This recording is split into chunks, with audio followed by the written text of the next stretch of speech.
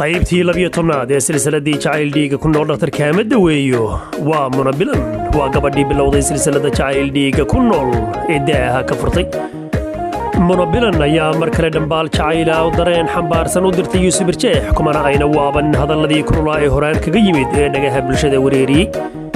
sida dhibica roob ama dhadada subax dhabanada ilmada dharku qaysay ee dhabbinaan ku jeclahay dhaar miyaan ku maraa yaa salaam